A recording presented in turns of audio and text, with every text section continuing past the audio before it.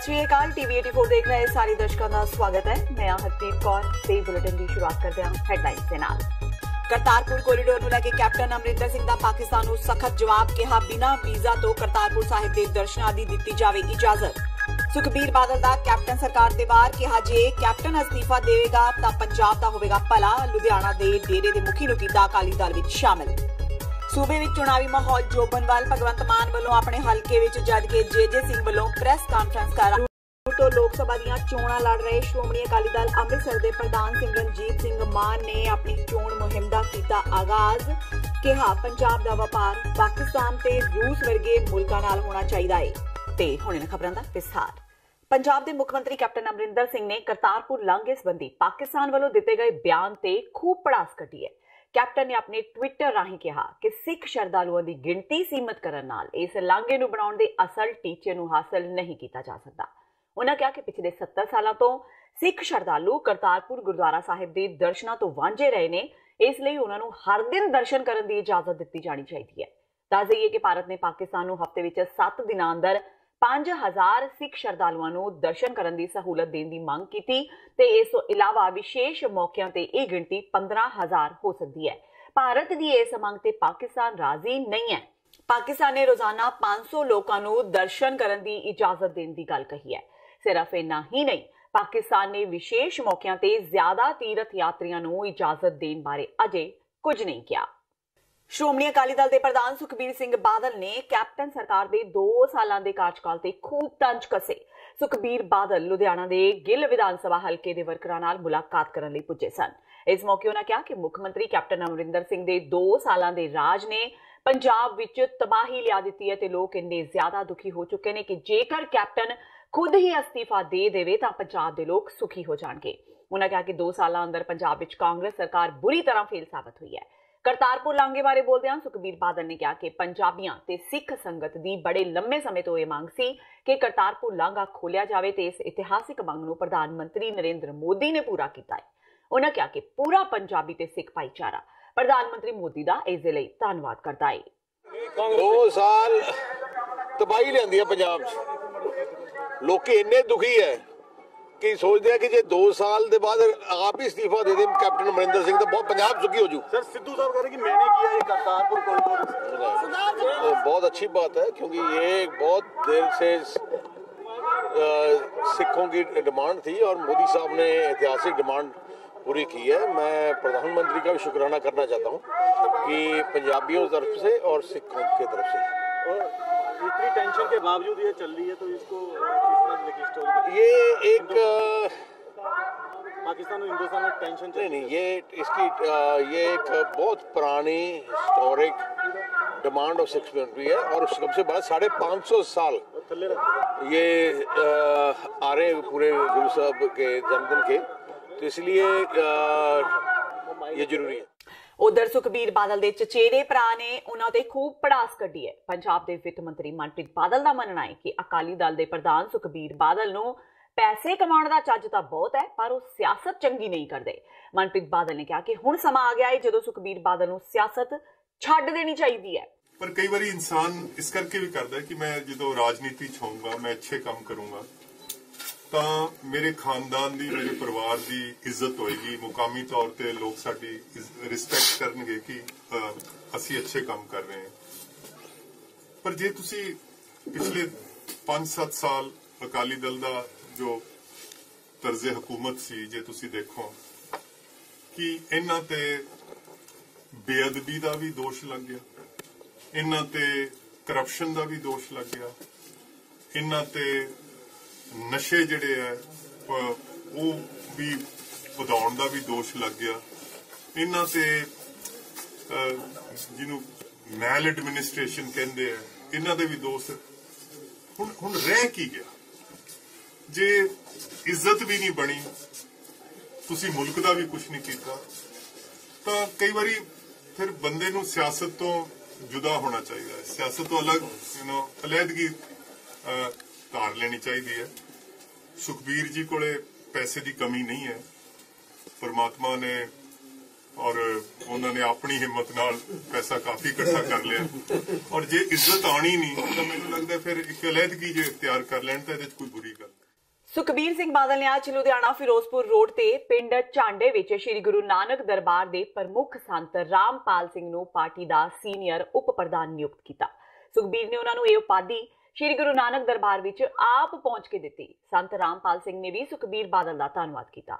ਉਹਨਾਂ ਕਿਹਾ ਕਿ ਉਹਨਾਂ ਦਾ ਪਰਿਵਾਰ ਸ਼ੁਰੂ ਤੋਂ ਅਕਾਲੀ ਦਲ ਨਾਲ ਸੰਬੰਧਿਤ ਰਿਹਾ ਹੈ ਤੇ ਉਹਨਾਂ ਨੂੰ ਜੋ ਵੀ ਜ਼ਿੰਮੇਵਾਰੀ ਦਿੱਤੀ ਗਈ ਉਹ ਉਸ ਨੂੰ ਪੂਰੀ ਤਰ੍ਹਾਂ ਨਾਲ ਨਿਭਾਉਣ ਦੀ ਕੋਸ਼ਿਸ਼ ਕਰਨਗੇ। ਉਹਨਾਂ ਕਿਹਾ ਕਿ ਉਹਨਾਂ ਦਾ ਪਰਿਵਾਰ ਪੰਥਕ ਪਰਿਵਾਰ ਹੈ ਤੇ ਸ਼ੁਰੂ ਤੋਂ ਅਕਾਲੀ ਦਲ ਦੀਆਂ ਨੀਤੀਆਂ ਨਾਲ ਪ੍ਰਭਾਵਿਤ ਰਿਹਾ ਹੈ। ਸੁਖਬੀਰ ਸਿੰਘ ਜੀ ਸਾਨੂੰ ਤਾਂ ਉਹਦਾ ਦੇ ਕੇ ਗਏ ਨੇ। ਮੇਰਾ ਪਿਛਲਾ ਪਿਛੋਕੜ ਵੀ ਅਕਾਲੀ ਦਲ ਨਾਲ ਸੀ, ਪਰਿਵਾਰ ਵੀ ਅਕਾਲੀ ਦਲ ਨਾਲ ਸੀ ਸਾਡਾ ਖੜਾ, ਤੇ ਕੁਝ ਮਹਾਰਾਜ ਦੀ ਕਿਰਪਾ ਨਾਲ, ਸੱਚੇ ਪਾਤਸ਼ਾਹ ਦੀ ਕਿਰਪਾ ਨਾਲ ਆਪ ਜੀ ਦੇ ਹਿਰਦੇ ਨੂੰ ਲੱਗੀ ਹੈ। ਲੇਕਿਨ ਉਹਨਾਂ ਨੇ ਜੋ ਮੈਨੂੰ ਦੇਖਤਾ ਸਰੋਪੋ ਸਾਹਿਬ ਤੇ ਸੀਨੀਅਰ ਮੀਤ ਪ੍ਰਧਾਨ ਬਣਾਇਆ ਹੈ ਅਕਾਲੀ ਦਲ ਦਾ ਪੰਜਾਬ ਦਾ, ਸੋ ਮੈਂ ਉਹਨਾਂ ਦਾ ਵੀ ਧੰਨਵਾਦ ਕਰਦਾ। ਸਰਦਾਰ ਸੁਖਬੀਰ ਸਿੰਘ ਜੀ ਪ੍ਰਧਾਨ ਸਾਡੇ ਜਿਹੜੇ ਸ਼੍ਰੋਮਣੀ ਅਕਾਲੀ ਦਲ ਬਾਦਲ, ਨਾਲ ਉਹਨਾਂ ਦੇ ਆਏ ਸ਼ਵਾਲਕ ਸਿੰਘ ਜੀ, ਦਰਸ਼ਨ ਸਿੰਘ ਜੀ ਸ਼ਵਾਲਕ, ਮਹੇਸ਼ਿੰਦਰ ਸਿੰਘ ਜੀ ਗਰੇਵਾਲ ਸਾਹਿਬ ਆਏ, ਮੈਂ ਉਹਨਾਂ ਦਾ ਵੀ ਸਵਾਗਤ ਕਰਦਾ। ਤੇ ਬੇਨਤੀ ਹੈ ਇਹ ਸਾਨੂੰ ਅਹੁਦਾ ਦੇ ਕੇ ਜੋ ਗਏ ਨੇ, ਇਹ ਅਹੁਦਾ ਤਾਂ ਦਿੱਤਾ ਗਿਆ, ਅਸੀਂ ਪੰਥਕ ਪਰਿਵਾਰ ਹਾਂ। ਪਹਿਲੋਂ ਅਸੀਂ ਗੁਰੂ ਗ੍ਰੰਥ ਸਾਹਿਬ ਜੀ ਨੂੰ ਮੰਨਦੇ ਹਾਂ। ਸਭ ਤੋਂ ਪਹਿਲਾਂ ਸਾਡਾ ਜਿਹੜਾ ਧਾਰਮਿਕ ਵਿਸ਼ਾ ਉਹ ਸਾਡਾ ਗੁਰੂ ਗ੍ਰੰਥ ਸਾਹਿਬ ਨਾਲ ਤੇ ਸ਼੍ਰੋਮਣੀ ਨਾਲ, ਅਕਾਲੀ ਦਲ ਨਾਲ ਤੇ ਸ਼੍ਰੋਮਣੀ ਗੁਰਦੁਆਰਾ ਪ੍ਰਬੰਧਕ ਕਮੇਟੀ ਦੇ ਨਾਲ ਜੁਆਇੰਟ ਆ। ਇਸ ਕਰਕੇ ਕੁਝ ਸੁਖਬੀਰ ਸਿੰਘ ਜੀ ਦੇ ਜੋ 10 ਸਾਲਾਂ ਦੇ ਕਾਰਜ ਸਨ ਪ੍ਰਧਾਨ ਹੋਰਾਂ ਦੇ, ਉਹਨਾਂ ਦੇ ਮੁਤਲਕ ਮੈਨੂੰ ਪੰਜਾਬ ਦੇ ਵਿੱਚ ਅੱਜ ਉਦਾਸੀ ਆ ਰਹੀ ਹੈ ਵੀ ਉਹਨਾਂ ਕੁਛ ਹੋ ਨਹੀਂ ਰਿਹਾ ਜੋ ਸਰਦਾਰ ਸੁਖਬੀਰ ਸਿੰਘ ਜੀ ਕਰ ਗਏ ਨੇ। ਸੋ ਮੇਰੇ ਮਨ ਦੀ ਚਾਹਨਾ ਹੈ ਵੀ ਸਰਦਾਰ ਸੁਖਬੀਰ ਸਿੰਘ ਜੀ ਨੂੰ ਰੱਬ ਤਾਕਤ ਦੇਵੇ, ਜੋ ਸਾਨੂੰ ਸੇਵਾ ਲਾਣਗੇ ਅਸੀਂ ਉਹਨੂੰ ਤਨ ਮਨ ਨਾਲ ਨਿਭਾਵਾਂਗੇ। ਬਲਾਤਕਾਰ ਤੇ ਕਤਲ ਦੇ ਦੋਸ਼ਾਂ ਹੇਠ ਸਜ਼ਾ ਯਾਫਤਾ ਡੇਰਾ ਸਿਰਸਾ ਦੇ ਮੁਖੀ ਗੁਰਮੀਤ ਰਾਮ ਰਹੀਮ ਨਾਲ ਕਾਂਗਰਸ ਹੁਣ ਕੋਈ ਵੀ ਨਾਤਾ ਨਹੀਂ ਰੱਖਣਾ ਚਾਹੁੰਦੀ। ਪੰਜਾਬ ਕਾਂਗਰਸ ਨੇ ਐਲਾਨ ਕੀਤਾ ਹੈ ਕਿ ਉਹ ਡੇਰਾ ਸਿਰਸਾ ਤੋਂ ਕਿਸੇ ਕਿਸਮ ਦੀ ਮਦਦ ਨਹੀਂ ਲੈਣਗੇ। ਇਹ ਐਲਾਨ ਕਾਂਗਰਸ ਦੇ ਪੰਜਾਬ ਪ੍ਰਧਾਨ ਸੁਨੀਲ ਜਾਖੜ ਨੇ ਜਲੰਧਰ ਵਿੱਚ ਕੀਤਾ। ਜਾਖੜ ਨੇ ਕਿਹਾ ਕਿ ਇਸ ਵਾਰ ਕਾਂਗਰਸ ਡੇਰਾ ਸਿਰਸਾ ਦੀ ਸਪੋਰਟ ਨਹੀਂ ਲਵੇਗੀ। ਉਹਨਾਂ ਕਿਹਾ ਕਿ ਕਾਂਗਰਸ ਸੈਕੂਲਰ ਪਾਰਟੀ ਹੈ ਤੇ ਹੁਣ ਉਹ ਡੇਰਾ ਸਿਰਸਾ ਦੀ ਮਦਦ ਨਹੀਂ ਲਏਗੀ। ਇਸ ਮੌਕੇ ਅਕਾਲੀ ਦਲ ਨੂੰ ਡੇਰਾ ਸਿਰਸਾ ਦੀ ਹਮਾਇਤ ਬਾਰੇ ਬੋਲਦਿਆਂ ਜਾਖੜ ਨੇ ਸੁਖਬੀਰ ਬਾਦਲ ਤੇ ਸਵਾਲ ਵੀ ਚੁੱਕੇ। ਸਾਡੀ ਪਾਰਟੀ ਵੀ ਡੇਰਾ ਸੌਦਾ ਕੰਪਰੋਮਾਈਜ਼ ਕਰ ਰਹੀ ਹੈ, ਇਵਨ ਕੰਪਰੋਮਾਈਜ਼ ਕਰ ਰਹੀ ਹੈ। ਇਸ ਵਾਰ ਤੁਸੀਂ ਕੰਪਰੋਮਾਈਜ਼ ਕਰ ਰਹੇ ਹੋ ਜਾਂ ਨਹੀਂ ਕਰ ਰਹੇ? ਬਿਲਕੁਲ ਨਹੀਂ ਕਰ ਰਹੇ ਸਾਹਿਬ। If they head their way, Sukhbir Badal first and anybody else is associate, they are seeking my life। ਉਹ ਤਾਂ ਹੈ ਵੀ ਸੁਨੀਲ ਨੂੰ ਕਿਤੇ ਜ਼ਹਿਰ ਦੇ ਕੇ ਮਾਰ ਦਈਏ, ਉਹਨਾਂ ਦਾ ਬਸ ਚੱਲੇ ਸੁਖਬੀਰ ਹੋਰਾਂ ਦਾ, ਉਹਨਾਂ ਦੇ ਭਾਈਵਾਲ ਜਿਹੜੇ ਜਿਨ੍ਹਾਂ ਨਾਲ ਸਾਂਠ-ਗਾਂਠ ਕਰ ਰਹੇ ਹੈ। This much I can tell you sir. ਦੇਖੋ ਤੁਸੀਂ ਪਹਿਲੀ ਗੱਲ, ਕਾਂਗਰਸ ਪਾਰਟੀ ਇੱਕ ਸੈਕੂਲਰ ਪਾਰਟੀ ਹੈ। ਅਸੀਂ ਦੇਖੋ ਨਾ ਕਿਸੇ ਨਾਲ, ਮੈਂ ਪਹਿਲਾਂ ਹੀ ਕਹਿ ਕੇ ਹਟਿਆ, ਹਰੇਕ ਡੇਰੇ ਨੂੰ ਤੁਸੀਂ ਉਸੇ ਤਗੜੀ 'ਚ ਨਹੀਂ ਤੋਲ ਸਕਦੇ। ਇੱਕ ਕਿਹੜੇ ਤੁਸੀਂ ਦੇਖ ਲਓ, ਚਾਹੇ ਇੱਕ ਦੂਜੇ ਆਪਣੇ ਆਪ ਨੂੰ ਕਹਿੰਦੇ ਸੀ ਕੋਈ ਉਧਰੋਂ ਅਹਿਮਦਾਬਾਦ ਵਾਲੇ ਪਾਸੇ ਆਏ ਬਾਬਾ ਜੀ, ਉਹ ਜੋਧਪੁਰ ਜੇਲ੍ਹ 'ਚ ਬੈਠੇ ਹੈ। ਇੱਕ ਕੋਈ ਸੁਨਕਾਰੀਆ ਜੇਲ੍ਹ ਰੋਹਤਕ 'ਚ ਬੈਠੇ ਹੈ। that doesn't mean that anybody who is wearing saffron robe is a robber also। ਜਿਹੜੇ ਇਹਨਾਂ ਦੀ ਕਾਲੀਆਂ ਕਰਤੂਤਾਂ ਸਾਹਮਣੇ ਆਈਆਂ, why they are today in the focus ਜਿਹੜੇ ਹੈ in the sight of this thing is because ਜਿਹੜੀ ਆ ਬੇਅਦਬੀ, ਜਿਹੜੇ ਜਿਸ ਕਿਸਮ ਦੇ ਪੋਸਟਰ ਲੱਗੇ ਫਿਲਮ ਨੂੰ ਲੈ ਕੇ, ਜਿਸ ਕਿਸਮ ਨਾਲ ਪੰਥ ਚੋਂ ਛੇਕੇ ਗਿਆ ਸਾਹਿਬ। ਪੰਥ ਚੋਂ ਛੇਕਣ ਵਾਲੇ ਕੌਣ ਸੀਗੇ? ਅਕਾਲ ਤਖਤ ਸਾਹਿਬ ਨੇ ਫੈਸਲਾ ਲਿਆ। ਅਕਾਲ ਤਖਤ ਸਾਹਿਬ ਨੇ ਪੋਲੀਟੀਕਲ ਵਿੰਗ ਕੌਣ ਹੈ? ਅਕਾਲੀ ਪਾਰਟੀ। ਅਕਾਲੀ ਪਾਰਟੀ ਦੇ ਪ੍ਰਧਾਨ ਜਾ ਕੇ ਉਹਦੇ ਨਾਲ ਸਾਂਠ-ਗਾਂਠ ਕਰ ਰਿਹਾ। How can you compare that to any MLA going there? ਅਗਰ ਉਹਨੂੰ ਅੱਜ ਕਹਿ ਦੇਣ ਸੁਖਬੀਰ ਬਾਦਲ ਜੀ ਵੀ ਜਿਹੜੇ ਉਸ ਚੋਂ ਪੰਜ ਚੋਂ ਨਹੀਂ ਛੇਕਿਆ ਗਿਆ ਤੇ ਅਸੀਂ ਉਹਨਾਂ ਨਾਲ ਸਾਂਠ-ਗਾਂਠ ਕਰਨੀ ਹੈ, ਕਰਦੇ ਰਹਿਣ, then let it be open to public. Sikh masses ਨੂੰ ਪਤਾ ਹੋਵੇ ਵੀ ਕਿੱਥੇ ਖੜੀ ਉਹਨਾਂ ਦੀ ਪਾਰਟੀ। ਪੰਜਾਬ ਦੀ ਲੀਡਰਸ਼ਿਪ ਨੇ ਲੋਕ ਸਭਾ ਚੋਣਾਂ ਵਾਸਤੇ ਆਪਣੀ ਪਸੰਦ ਦੇ ਉਮੀਦਵਾਰਾਂ ਦੀ ਛਾਂਟੀ ਕਰ ਲਈ ਹੈ, ਪਰ ਅਜੇ ਹਾਈ ਕਮਾਨ ਉਮੀਦਵਾਰ ਐਲਾਨਣ ਵਿੱਚ ਕੋਈ ਕਾਹਲੀ ਨਹੀਂ ਕਰਨਾ ਚਾਹੁੰਦੀ। ਕਾਂਗਰਸ ਦੇ ਸੂਬਾ ਪ੍ਰਧਾਨ ਸੁਨੀਲ ਜਾਖੜ ਨੇ ਦੱਸਿਆ ਕਿ ਪੰਜਾਬ ਵਿੱਚ ਕਾਂਗਰਸ ਕੁਝ ਦੇਰੀ ਨਾਲ ਉਮੀਦਵਾਰ ਉਤਾਰੇਗੀ। ਪੰਜਾਬ ਵਿੱਚ ਆਖਰੀ ਗੇੜ ਦੇ ਮੱਦੇਨਜ਼ਰ 19 ਮਈ ਨੂੰ ਲੋਕ ਸਭਾ ਚੋਣ ਹੋਣੀ ਹੈ, ਇਸ ਲਈ ਕਾਂਗਰਸ ਇੱਥੇ ਉਮੀਦਵਾਰ ਵੀ ਦੇਰੀ ਨਾਲ ਉਤਾਰੇਗੀ। ਕਾਂਗਰਸ ਦੇ ਸੂਬਾ ਪ੍ਰਧਾਨ ਮੁਤਾਬਕ ਜਿਨ੍ਹਾਂ ਸੂਬਿਆਂ ਵਿੱਚ ਪਹਿਲਾਂ ਚੋਣ ਹੋਣੀ ਹੈ ਉਹਨਾਂ ਵਿੱਚ ਪਹਿਲਾਂ ਉਮੀਦਵਾਰ ਉਤਾਰੇ ਜਾਣਗੇ। ਪੰਜਾਬ ਵਿੱਚ ਥੋੜੇ ਦਿਨਾਂ ਬਾਅਦ ਉਮੀਦਵਾਰ ਮੈਦਾਨ ਵਿੱਚ ਲਿਆਂਦੇ ਜਾਣਗੇ। ਜਾਖੜ ਨੇ ਪ੍ਰੈਸ ਕਾਨਫਰੰਸ ਵਿੱਚ ਪੰਜਾਬ ਵਿੱਚ ਆਪਣੀ ਪਾਰਟੀ ਦੀ ਸਰਕਾਰ ਦੇ 2 ਸਾਲ ਦੀਆਂ ਪ੍ਰਾਪਤੀਆਂ ਵੀ ਗਿਣਾਈਆਂ। ਜਾਖੜ ਨੇ ਪ੍ਰਧਾਨ ਮੰਤਰੀ ਨਰਿੰਦਰ ਮੋਦੀ ਦੀ ਨਮੋ ਐਪ ਸੰਬੰਧੀ ਚੋਣ ਕਮਿਸ਼ਨ ਨੂੰ ਸ਼ਿਕਾਇਤ ਕਰਨ ਦੀ ਵੀ ਗੱਲ ਕਹੀ। ਉਹਨਾਂ ਦਾਅਵਾ ਕੀਤਾ ਕਿ ਚੋਣ ਜ਼ਾਬਤਾ ਲੱਗਣ ਤੋਂ ਬਾਅਦ ਵੀ ਪ੍ਰਧਾਨ ਮੰਤਰੀ ਨਮੋ ਐਪ ਰਾਹੀਂ ਬੀਜੇਪੀ ਦੇ ਮੈਂਬਰ ਬਣਾ ਰਹੇ ਨੇ। ਦੇਖੋ, ਅਰਜੈਂਸੀ ਖਤਮ ਹੋ ਗਈ ਸਾਹਿਬ। ਪਹਿਲਾਂ ਸੀਗੀ ਵੀ ਸਾਡਾ ਸੀਗਾ ਵੀ ਪੰਜਾਬ ਫਸਟ ਫੇਜ਼ 'ਚ ਇਲੈਕਸ਼ਨ 'ਚ ਜਾਊਗਾ। ਪੰਜਾਬ ਗਵਰਨਮੈਂਟ ਦੀ ਜਦੋਂ ਇਲੈਕਸ਼ਨ ਕਮਿਸ਼ਨ ਦੇ ਨਾਲ ਇੰਟਰੈਕਸ਼ਨ ਹੋਇਆ ਸੀਗਾ, ਜਦੋਂ ਇਲੈਕਸ਼ਨ ਕਮਿਸ਼ਨ ਦੀ ਟੀਮ ਇੱਥੇ ਆਈ ਸੀਗੀ, ਵੀ ਹੈਡ ਪੁੱਟ ਫੋਰਥ ਦਾ ਕੇਸ ਵੀ ਸਾਡੇ ਇੱਥੇ ਐਤਕੀ ਜਿਸ ਕਿਸਮ ਦਾ ਮੌਸਮ ਰਿਹਾ ਹੈ, ਸਟੈਗਰਡ ਜਿਹੜੀ ਹੋ ਗਈ ਰੇਨਸ ਅੱਜ ਤੱਕ ਆ ਰਹੀਆਂ, ਅੱਜ ਤੱਕ ਠੰਡ ਦਾ ਮਾਹੌਲ ਜਿਹੜਾ ਹੈ, ਸਾਡੀ ਜਿਹੜੀ ਹੈ ਹਾਰਵੈਸਟਿੰਗ ਜਿਹੜੀ ਹੈ ਕਣਕ ਇਹਦੇ ਵਾਸਤੇ ਥੋੜਾ ਡਿਲੇ ਹੋ ਜਾਊਗਾ। ਸੋ ਸਾਨੂੰ ਪਹਿਲੇ ਫੇਜ਼ 'ਚ ਲੈ ਲਿਆ ਜਾਵੇ, ਨਹੀਂ ਤਾਂ ਸਾਡੀ ਅੱਧੀ ਤੋਂ ਜ਼ਿਆਦਾ ਐਡਮਿਨਿਸਟ੍ਰੇਟਿਵ ਮਸ਼ੀਨਰੀ ਪ੍ਰੋਕਿਉਰਮੈਂਟ ਜਿਹੜੀ ਹੈ ਕਣਕ ਪ੍ਰੋਕਿਉਰਮੈਂਟ 'ਚ ਲੱਗੀ ਹੋਊਗੀ। ਪਰ ਉਹਨਾਂ ਨੇ ਉਹ ਗੱਲ ਅਣਦੇਖੀ ਕਰਕੇ ਸਾਨੂੰ ਸਭ ਤੋਂ ਆਖਰੀ ਫੇਜ਼ 'ਚ 19 ਮਈ 'ਚ ਰੱਖਿਆ। ਉਹਦੇ ਇੰਪਲੀਕੇਸ਼ਨ ਆ ਪੈਣਗੇ ਵੀ ਉਦੋਂ ਐਡਮਿਨਿਸਟ੍ਰੇਸ਼ਨ ਉਧਰ ਵੀ ਉਲਝਿਆ ਹੋਊਗਾ। ਮੰਡੀਆਂ 'ਚ ਐਤਕੀ we are expecting a bumper crop, but still ਜਿੱਥੇ ਤਾਈਂ ਕੈਂਡੀਡੇਟ ਸਿਲੈਕਸ਼ਨ ਦਾ ਸਵਾਲ ਹੈ, ਕੈਂਡੀਡੇਟ ਸਿਲੈਕਸ਼ਨ ਉਸੇ ਹਿਸਾਬ ਨਾਲ ਡਿਲੇ ਹੋ ਜੂਗੀ। ਪਹਿਲਾਂ ਉਹ ਸਟੇਟਸ ਦੇ ਉੱਤੇ ਸੀ ਜਿਹੜੀ ਸਾਡੀ ਸੈਂਟਰਲ ਇਲੈਕਸ਼ਨ ਕਮੇਟੀ ਹੈ ਕਾਂਗਰਸ ਦੀ, ਉਹ ਪਹਿਲਾਂ ਉਹ ਸਟੇਟਸ ਨੂੰ ਟੇਕ ਅਪ ਕਰੂਗੀ। ਪੰਜਾਬ ਦਾ ਨੰਬਰ ਥੋੜਾ ਬਾਅਦ 'ਚ ਹੋ ਜੂਗਾ, ਮੇਬੀ ਨਾ 10-15 ਡੇਜ਼ ਡਿਲੇ। ਬਹਿਬਲ ਕਲਾਂ ਕੋਟਕਪੂਰਾ ਗੋਲੀकांड ਦੇ ਮਾਮਲੇ ਵਿੱਚ ਐਸਆਈਟੀ ਵੱਲੋਂ ਗ੍ਰਿਫਤਾਰ ਕੀਤੇ ਗਏ ਸਾਬਕਾ ਆਈਜੀ ਪਰਮਰਾਜ ਸਿੰਘ ਉਮਰਾ ਨੰਗਲ ਦੀਆਂ ਮੁਸ਼ਕਲਾਂ ਰੁਕਣ ਦਾ ਨਾਮ ਨਹੀਂ ਲੈ ਰਹੀਆਂ। ਜੇਲ੍ਹ ਯਾਤਰਾ ਤੋਂ ਬਾਅਦ ਉਮਰਾ ਨੰਗਲ ਦੀ ਵਿਦਿਅਕ ਯੋਗਤਾ ਤੇ ਸਵਾਲ ਉੱਠਣੇ ਸ਼ੁਰੂ ਹੋ ਗਏ ਨੇ, ਕਿਉਂਕਿ ਉਹਨਾਂ ਦੇ ਵਿਦਿਅਕ ਦਸਤਾਵੇਜ਼ਾਂ ਵਿੱਚ ਖਾਮੀਆਂ ਪਾਈਆਂ ਗਈਆਂ ਨੇ। ਵਿਦਿਅਕ ਦਸਤਾਵੇਜ਼ਾਂ ਦਾ ਇਹ ਮਾਮਲਾ ਪੰਜਾਬ ਦੇ ਗ੍ਰਹਿ ਵਿਭਾਗ ਦੇ ਧਿਆਨ ਵਿੱਚ ਹੋਣ ਕਾਰਨ ਸਾਹਮਣੇ ਆਇਆ ਹੈ। ਜਾਂਚ ਟੀਮ ਦੇ ਸੀਨੀਅਰ ਅਧਿਕਾਰੀਆਂ ਨੇ ਪੰਜਾਬੀ ਯੂਨੀਵਰਸਿਟੀ ਪਟਿਆਲਾ ਜਾ ਕੇ ਉਮਰਾ ਨੰਗਲ ਦੇ ਵਿਦਿਅਕ ਰਿਕਾਰਡਾਂ ਦੀ ਘੋਖ ਕੀਤੀ, ਜਿਸ ਦੌਰਾਨ ਉਹਨਾਂ ਨੇ ਕੁਝ ਲੋੜੀਂਦੇ ਰਿਕਾਰਡਾਂ ਨੂੰ ਆਪਣੇ ਕਬਜ਼ੇ ਵਿੱਚ ਲੈ ਲਿਆ ਹੈ। ਆਈਜੀ ਉਮਰਾ ਨੰਗਲ ਦੀ ਵਿਦਿਅਕ ਯੋਗਤਾ ਵਿਵਾਦਾਂ ਵਿੱਚ ਘਿਰੀ ਹੋਣ ਕਾਰਨ ਇਹ ਮਾਮਲਾ 2004 ਵਿੱਚ ਵੀ ਸਾਹਮਣੇ ਆਇਆ ਸੀ। ਉਸ ਸਮੇਂ ਉਹਨਾਂ ਨੂੰ ਪੀਪੀਐਸ ਤੋਂ ਆਈਪੀਐਸ ਵਜੋਂ ਤਰੱਕੀ ਦਿੱਤੀ ਗਈ ਸੀ। ਤੇ ਹੁਣ ਵੇਲਾ ਹੋ ਗਿਆ ਬ੍ਰੇਕ ਦਾ। ਬਾਕੀ ਦੀਆਂ ਖਬਰਾਂ ਇਸ ਬ੍ਰੇਕ ਤੋਂ ਬਾਅਦ।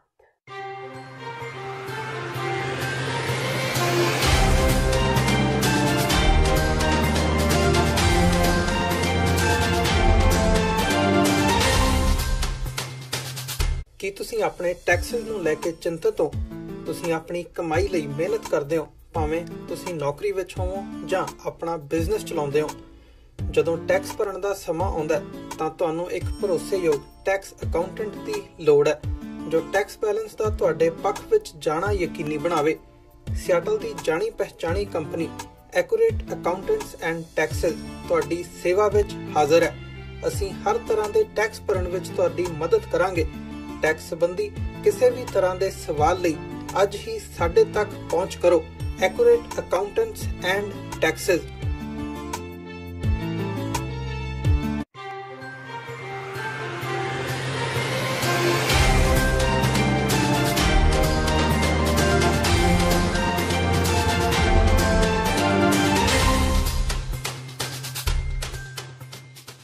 ਬ੍ਰੇਕ ਤੋਂ ਬਾਅਦ ਟੀਵੀ 84 ਦੇ ਖਬਰਾਂ ਦੇ ਬੁਲੇਟਿਨ ਵਿੱਚ ਸਵਾਗਤ ਹੈ। ਵਧਦੇ ਹਾਂ ਅਗਲੀ ਖਬਰ ਵੱਲ। ਖਡੂਰ ਸਾਹਿਬ ਤੋਂ ਸ਼੍ਰੋਮਣੀ ਅਕਾਲੀ ਦਲ ਟਕਸਾਲੀ ਦੇ ਉਮੀਦਵਾਰ ਭਾਰਤੀ ਫੌਜ ਦੇ ਸਾਬਕਾ ਮੁਖੀ ਜਨਰਲ ਜੇ ਸਿੰਘ ਨੇ ਸਾਫ਼ ਕੀਤਾ ਹੈ ਕਿ ਉਹਨਾਂ ਅਕਾਲੀ ਦਲ ਬਾਦਲ ਤੋਂ ਕਿਉਂ ਕਿਨਾਰਾ ਕੀਤਾ ਤੇ ਕਿਉਂ ਪਟਿਆਲਾ ਛੱਡਿਆ। ਟਕਸਾਲੀਆਂ ਨਾਲ ਜੁੜਨ ਮਗਰੋਂ ਕੇਸਧਾਰੀ ਵੇਸ਼ਭੂਸ਼ਾ ਵਿੱਚ ਆਏ ਜੇ ਸਿੰਘ ਨੇ ਦੱਸਿਆ ਕਿ ਅਕਾਲੀ ਦਲ ਨੇ ਪਟਿਆਲਾ ਵਿਧਾਨ ਸਭਾ ਚੋਣਾਂ ਦੌਰਾਨ ਧੋਖਾ ਦਿੱਤਾ, ਜਿਸ ਕਰਕੇ ਪਾਰਟੀ ਸਮੇਤ ਉਹਨਾਂ ਹਲਕਾ ਹੀ ਛੱਡ ਦਿੱਤਾ।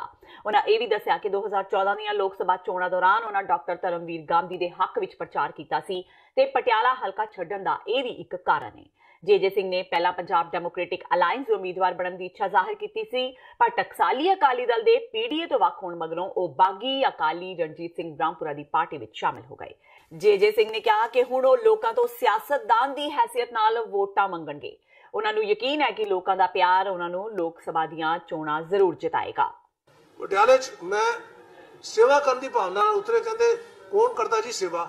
ਮੈਂ ਕਿਹਾ ਜੀ ਮੇਰਾ ਤੇ ਭਾਵਨਾ ਇਹੀ ਹੈ, ਮੈਂ ਕਰਨਾ ਸੇਵਾ, ਮੈਨੂੰ ਹੋਰ ਕੁਝ ਲਾਲਚ ਨਹੀਂ ਹੈਗਾ। ਰੱਬ ਨੇ ਸਭ ਕੁਝ ਦਿੱਤਾ ਤੇ ਸਿੰਪਲ ਗੱਲ ਇਹ ਹੈ ਕਿ ਉੱਥੇ ਇੱਕ ਰਾਜਨੀਤਿਕ ਖੇਡ ਖੇਡੀ ਗਈ।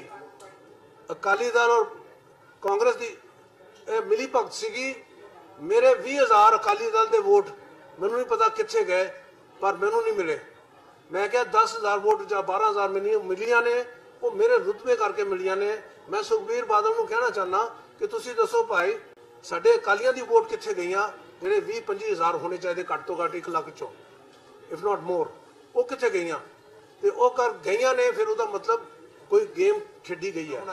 ਪਰ ਮੈਂ ਦੇਖਿਆ ਕਿਉਂ ਗਵਰਨਮੈਂਟ ਦੀ ਟਰਾਂਸਪੋਰਟ ਸਿਸਟਮ ਫੇਲ ਹੋ ਰਹੀ ਹੈ, ਬਿਕੋਜ਼ ਕਨਫਲਿਕਟ ਆਫ ਇੰਟਰਸਟ। ਸਾਡਾ ਬਿਜ਼ਨਸ ਹੈਗਾ, ਉਹਦੇ ਚ ਫਾਇਦਾ ਤਾਂ ਹੀ ਹੋਏਗਾ ਜੇ ਦੂਜਾ ਆਲਟਰਨੇਟਿਵ ਨਾ ਹੋ। ਆ ਦੋ ਧੜਿਆਂ ਨੇ ਤੀਜਾ ਧੜਾ ਆਣ ਹੀ ਨਹੀਂ ਦਿੱਤਾ। ਜੇ ਤੀਜਾ ਧੜਾ ਆ ਜਾਂਦਾ ਤੇ ਲੋਕ ਕਹਿੰਦੇ ਸਾਨੂੰ ਆਪਸ਼ਨ ਤੇ ਮਿਲੀ, ਐਤਕੀ ਕੋਈ ਆਪਸ਼ਨ ਨਹੀਂ ਮਿਲੀ। ਜਦ ਤੱਕ ਅਸੀਂ ਨਹੀਂ ਆਏ ਇਹ ਕੋਈ ਆਪਸ਼ਨ ਨਹੀਂ ਸੀ, ਹੁਣ ਆਪਸ਼ਨ ਹੈਗੀ।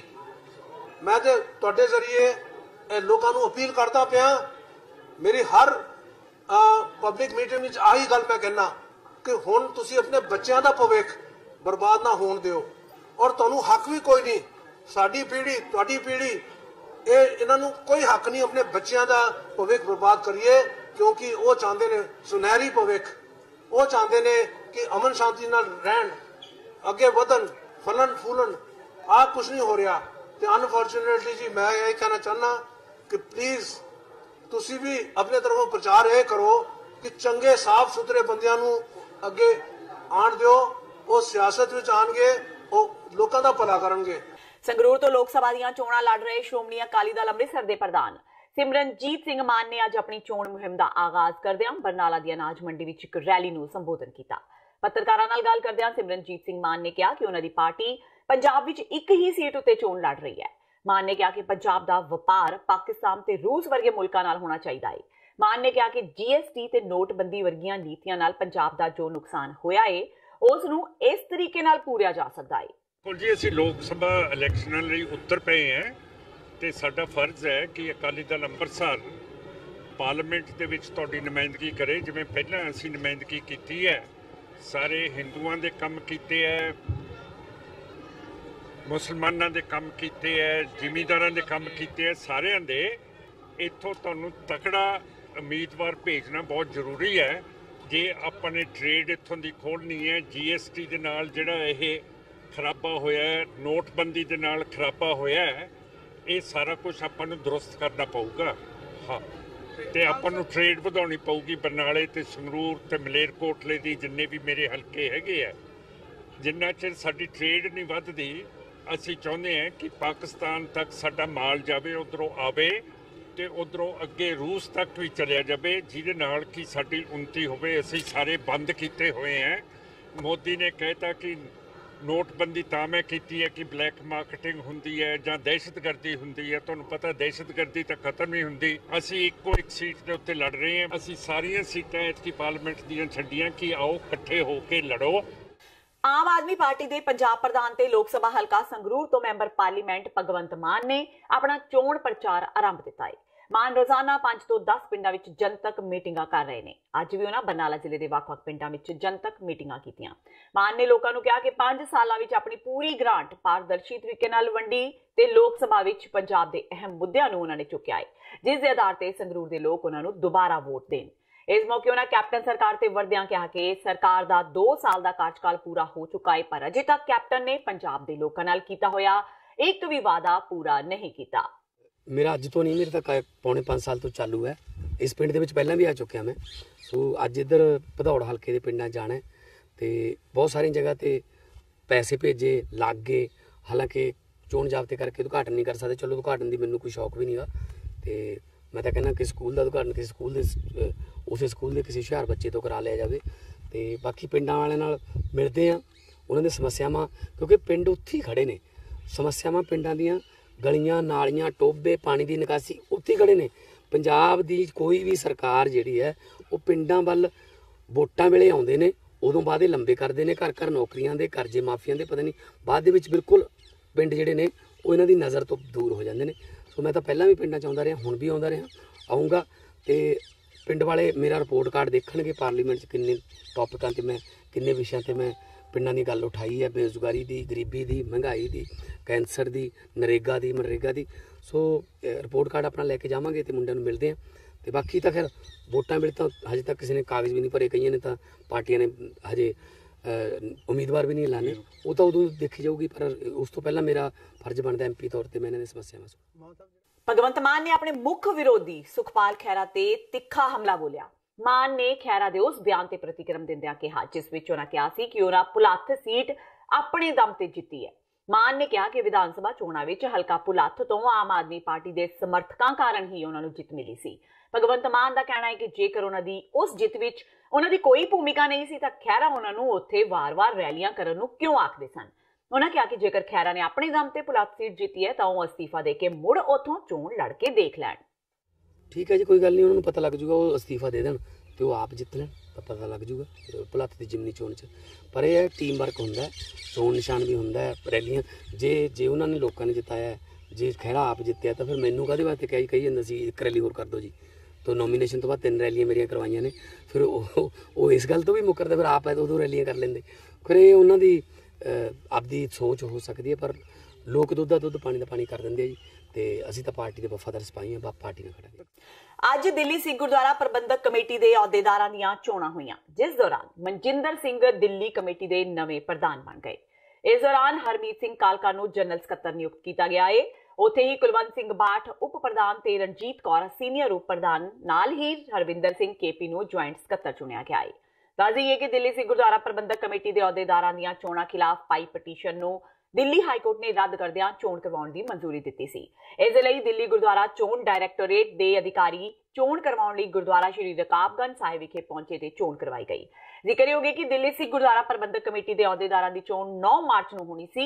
ਇਹਨਾਂ ਚੋਣਾਂ ਦੀ ਰੋਕ ਲਗਾਉਣ ਲਈ ਦਿੱਲੀ ਦੀ 30 ਹਜ਼ਾਰੀ ਅਦਾਲਤ ਤੇ ਦਿੱਲੀ ਹਾਈ ਕੋਰਟ ਵਿੱਚ ਵੱਖ-ਵੱਖ ਪਟੀਸ਼ਨਾਂ ਦਾਇਰ ਕੀਤੀਆਂ ਗਈਆਂ ਸਨ ਕਿ ਕਾਰਜਕਾਰਨੀ ਚੋਣਾਂ ਦਿੱਲੀ ਗੁਰਦੁਆਰਾ ਐਕਟ ਦੇ ਨਿਯਮਾਂ ਦੀ ਉਲੰਘਣਾ ਕਰਕੇ ਕਰਵਾਈਆਂ ਜਾ ਰਹੀਆਂ ਨੇ।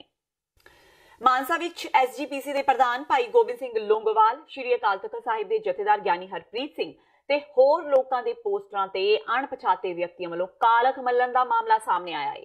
ਦੱਸ ਦਈਏ ਕਿ ਉਕਤ ਪੋਸਟਰਾਂ ਤੇ ਕਾਲਖ ਮੱਲਣ ਦੇ ਨਾਲ-ਨਾਲ ਉਹਨਾਂ ਨੂੰ ਕੌਮ ਦੇ ਗੱਦਾਰ ਵੀ ਕਿਹਾ ਗਿਆ।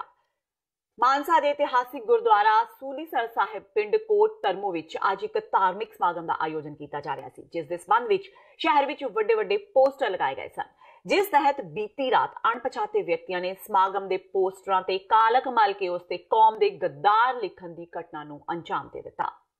ਪੰਜਾਬ ਦੇ ਡੀਜੀਪੀ ਦਿਨਕਰ ਗੁਪਤਾ ਨੇ ਕਿਹਾ ਹੈ ਕਿ ਇਸ ਸਮੇਂ ਸੂਬੇ ਵਿੱਚ 5 ਤੋਂ 6 ਗੈਂਗ ਹੀ ਸਰਗਰਮ ਨੇ। ਲੋਕ ਸਭਾ ਚੋਣਾਂ ਦੇ ਮੱਦੇਨਜ਼ਰ ਉਹਨਾਂ ਤੇ ਵੀ ਪੂਰੀ ਨਜ਼ਰ ਹੈ। ਚੋਣਾਂ ਦੌਰਾਨ ਕਿਸੇ ਵੀ ਤਰ੍ਹਾਂ ਗੈਂਗਸਟਰ ਐਕਟੀਵਿਟੀਜ਼ ਕਾਰਨ ਲੋਕਾਂ ਨੂੰ ਪ੍ਰਭਾਵਿਤ ਨਹੀਂ ਹੋਣ ਦਿੱਤਾ ਜਾਵੇਗਾ। ਡੀਜੀਪੀ ਦਿਨਕਰ ਗੁਪਤਾ ਅੱਜ ਫਿਰੋਜ਼ਪੁਰ ਵਿੱਚ ਕਾਨੂੰਨ ਵਿਵਸਥਾ ਤੇ ਚੋਣਾਂ ਸੰਬੰਧੀ ਤਿਆਰੀਆਂ ਦੀ ਸਮੀਖਿਆ ਨੂੰ ਲੈ ਕੇ ਬੈਠਕ ਕਰ ਰਹੇ ਸਨ। बैठक में फिरोजपुर जोन के MS चीना ते होर सीनियर अधिकारी शामिल सन। डीजीपी ने कहा कि सूबे विच 81,000 पुलिस मुलाजम पूरी तरह चौकन्ने ने। चोणां विच किसी भी प्रकार की अनिश्चित गतिविधियां नूं नहीं होण दिता जावेगा। सर फिरोजपुर च लॉ एंड ऑर्डर की स्थिति बिल्कुल नहीं है, शरेआम पुलिस जो कुट्टी जा रही है, गुंडागर्दी बुरा नाच है, उससे सर तुहाडा की लॉ एंड ऑर्डर की मीटिंग कर रहे? नहीं ਇਹੋ ਜਿਹੀ ਕੋਈ ਗੱਲ ਨਹੀਂ ਹੈਗੀ ਹੈ ਜਿਹੜਾ ਤੁਸੀਂ ਇੱਕ ਬਲੈਂਕਟ ਸਟੇਟਮੈਂਟ ਦਿੱਤੀ ਹੈ ਕਿ ਪੁਲਿਸ ਮਤਲਬ ਇੱਥੇ ਲਾਅ ਐਂਡ ਆਰਡਰ ਸਥਿਤੀ ਨਹੀਂ ਹੈ। ਇੱਕ ਇਨਸੀਡੈਂਟ ਆਈਸੋਲੇਟਿਡ ਇਨਸੀਡੈਂਟ ਹੋਇਆ ਸੀ ਜਿਸ ਤੇ ਐਕਸ਼ਨ ਲਿੱਤਾ ਗਿਆ ਹੈਗਾ। ਮੇਰੇ ਨੋਟਿਸ 'ਚ ਹੈ 3 ਮਹੀਨਿਆਂ ਵਿੱਚ 2 ਇੱਕ ASI ਦੀ ਗੋਲੀ ਚਲਾਈ ਗਈ ਜੀ। सर गैंगस्टर ਨੂੰ ਲੈ ਕੇ ਮਤਲਬ ਸੋ ਉਹ ਜਿਹੜੇ ਕੋਈ ਇਹੋ ਜਿਹੇ ਇਨਸੀਡੈਂਟਸ ਹੋਏ ਹਨ, ਸੋ ਆਈ ਐਮ ਸ਼ੋਰ ਦੇ ਐਸਐਸਪੀ ਸਾਹਿਬ ਨਵੇਂ ਆਏ हैं, he has joined about a month ਮਹੀਨਾ ਹੋ ਗਿਆ, so I'm sure he will make sure ਕਿ such things won't happen। Sir gangster ਨੂੰ ਲੈ ਕੇ ਕਿਸ ਤਰ੍ਹਾਂ ਦੇ ਇਹ ਕਰਾਂਗੇ ਜੋ ਵੀ ਹੈਗੇ ਜਾਣੇ ਕਿ ਸਰ ਇਸ ਬੈਲਟ ਵਿੱਚ ਗੈਂਗਸਟਰ ਕਾਫੀ ਮਤਲਬ ਕਿ ਐਕਟਿਵ ਗੈਂਗਸਟਰਸ ਦੀ ਵੀ ਪ੍ਰੋਬਲਮ ਦਾ ਅੱਜ ਡਿਸਕਸ ਹੋਇਆ ਤੇ ਉਹ ਵੀ ਸਾਡੇ ਨੋਟਿਸ 'ਚ ਹੈ ਕੌਣ ਗੈਂਗਸਟਰ ਇਸ ਪਾਸੇ ਸਰਗਰਮ ਹੈਗੇ ਆ। ਫਿਰੋਜ਼ਪੁਰ, ਫਾਜ਼ਿਲਕਾ ਡਿਸਟ੍ਰਿਕਟ ਰਾਜਸਥਾਨ ਨਾਲ ਵੀ ਲੱਗਦਾ। ਪਹਿਲਾਂ ਵੀ ਇੱਥੇ ਉਦੋਂ ਤੁਹਾਨੂੰ ਪਤਾ ਹੈ ਕਿ ਜਦੋਂ ਵਿੱਕੀ ਗੌਂਡਰ ਤੇ ਦੂਸਰਾ ਉਹਨਾਂ ਦਾ ਉੱਥੇ ਐਨਕਾਊਂਟਰ ਹੋਇਆ ਸੀਗਾ, ਸੋ ਉਹਨਾਂ ਦੇ ਖਿਲਾਫ ਸੋ ਸਾਡੇ ਨੋਟਿਸ 'ਚ ਹੈ ਉਹਦੀ ਵੀ ਪ੍ਰੋਬਲਮ ਤੇ ਅਸੀਂ ਲੱਗੇ ਹੋਏ। ਤੇ ਇਹ ਸਨ ਹੁਣ ਤੱਕ ਦੀਆਂ ਖਬਰਾਂ। ਜਾਂਦੇ ਇੱਕ ਵਾਰ ਫੇਰ ਨਜ਼ਰ ਮਾਰਦੇ ਹਾਂ ਮੁੱਖ ਖਬਰਾਂ ਤੇ। ਕਰਤਾਰਪੁਰ ਕੋਰੀਡੋਰ ਨੂੰ ਲੈ ਕੇ ਕੈਪਟਨ ਅਮਰਿੰਦਰ ਸਿੰਘ ਦਾ ਪਾਕਿਸਤਾਨ ਨੂੰ ਸਖਤ ਜਵਾਬ, ਕਿਹਾ ਬਿਨਾਂ ਵੀਜ਼ਾ ਤੋਂ ਕਰਤਾਰਪੁਰ ਸਾਹਿਬ ਦੇ ਦਰਸ਼ਨਾਂ ਦੀ ਦਿੱਤੀ ਜਾਵੇ ਇਜਾਜ਼ਤ। ਸੁਖਬੀਰ ਬਾਦਲ ਦਾ ਕੈਪਟਨ ਸਰਕਾਰ ਦੇ ਵਾਰ, ਕਿਹਾ ਜੇ ਕੈਪਟਨ ਅਸਤੀਫਾ ਦੇਵੇਗਾ ਤਾਂ ਪੰਜਾਬ ਦਾ ਹੋਵੇਗਾ ਭਲਾ। ਲੁਧਿਆਣਾ ਦੇ ਡੇਰੇ ਦੇ ਮੁਖੀ ਨੂੰ ਕੀਤਾ ਅਕਾਲੀ ਦਲ ਵਿੱਚ ਸ਼ਾਮਲ। ਸੂਬੇ ਵਿੱਚ ਚੁਣਾਵੀ ਮਾਹੌਲ ਜੋਬਨ ਵੱਲ, ਭਗਵੰਤ ਮਾਨ ਵੱਲੋਂ ਆਪਣੇ ਹਲਕੇ ਵਿੱਚ ਜਦਕਿ ਜੇ ਸਿੰਘ ਵੱਲੋਂ ਪ੍ਰੈਸ ਕਾਨਫਰੰਸ ਕਰ ਆਪਣੀ ਜਿੱਤ ਦਾ ਕੀਤਾ ਗਿਆ ਦਾਅਵਾ। ਦਿੱਲੀ ਗੁਰਦੁਆਰਾ ਪ੍ਰਬੰਧਕ ਕਮੇਟੀ ਦੀਆਂ ਹੋਈਆਂ ਚੋਣਾਂ, ਮਨਜਿੰਦਰ ਸਿੰਘ ਸਿਰਸਾ ਬਣੇ ਪ੍ਰਧਾਨ। ਹਾਈ ਕੋਰਟ ਨੇ ਚੋਣਾਂ ਖਿਲਾਫ ਲਾਈ ਪਟੀਸ਼ਨ ਨੂੰ ਕੀਤਾ ਖਾਰਜ। ਸੰਗਰੂਰ ਤੋਂ ਲੋਕ ਸਭਾ ਦੀਆਂ ਚੋਣਾਂ ਲੜ ਰਹੇ ਸ਼੍ਰੋਮਣੀ ਅਕਾਲੀ ਦਲ ਅੰਮ੍ਰਿਤਸਰ ਦੇ ਪ੍ਰਧਾਨ ਸਿਮਰਨਜੀਤ ਸਿੰਘ ਮਾਨ ਨੇ ਆਪਣੀ ਚੋਣ ਮੁਹਿੰਮ ਦਾ ਕੀਤਾ ਆਗਾਜ਼, ਕਿਹਾ ਪੰਜਾਬ ਦਾ ਵਪਾਰ ਪਾਕਿਸਤਾਨ ਤੇ ਰੂਸ ਵਰਗੇ ਮੁਲਕਾਂ ਨਾਲ ਹੋਣਾ ਚਾਹੀਦਾ ਹੈ। ਇਸ ਦੇ ਨਾਲ ਹੀ TV 84 ਦਾ ਖਬਰਾਂ ਦਾ ਇਹ ਬੁਲੇਟਿਨ ਖਤਮ ਹੁੰਦਾ ਹੈ। ਮੈਨੂੰ ਹਰਪ੍ਰੀਤ ਕੌਰ ਨੂੰ ਦਿਓ ਇਜਾਜ਼ਤ। ਸਤਿ ਸ਼੍ਰੀ ਅਕਾਲ।